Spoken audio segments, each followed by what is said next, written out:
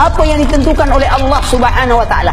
Ketika ada dalil yang belum kita pahami, jangan disalahkan dalil. Yang rusak itu akal kita.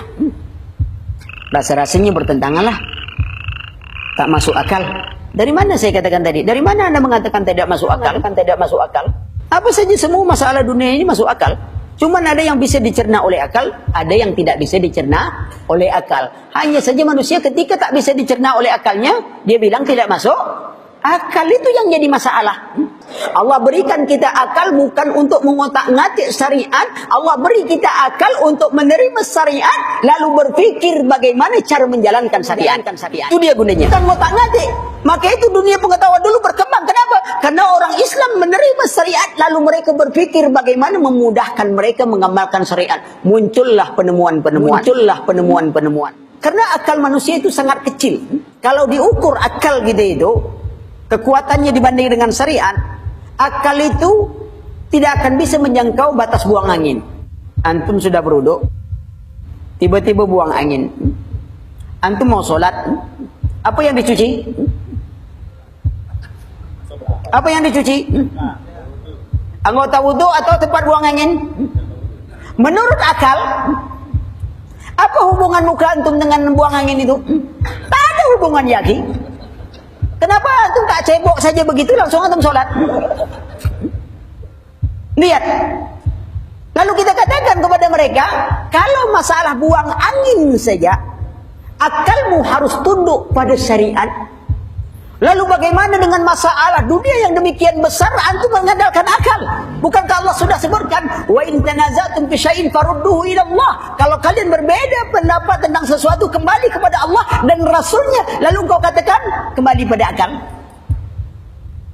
Lihat, akal tak bisa melampaui masalah buang angin.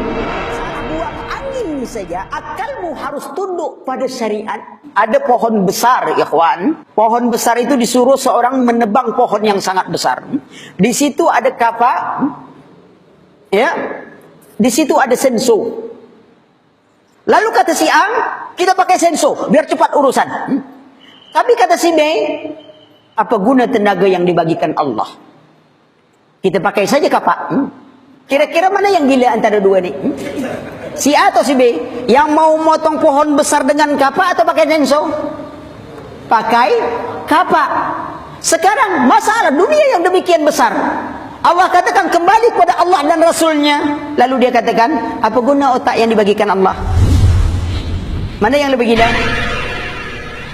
Lebih gila yang mau kembali kepada otaknya. Nunjukkan dia tak punya otak. Fungsi akal yang diberikan Allah kepada kita adalah untuk menerima syariat, lalu mencari jalan bagaimana kita bisa mengamalkan syariat, bukan untuk mengotak-ngatik, bukan untuk syariat.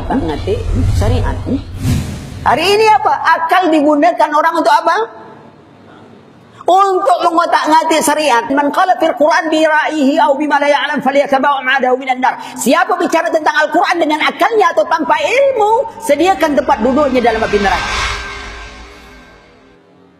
Sekarang ada di depan kita kitab Allah dan sunnah Nabi sallallahu alaihi wasallam.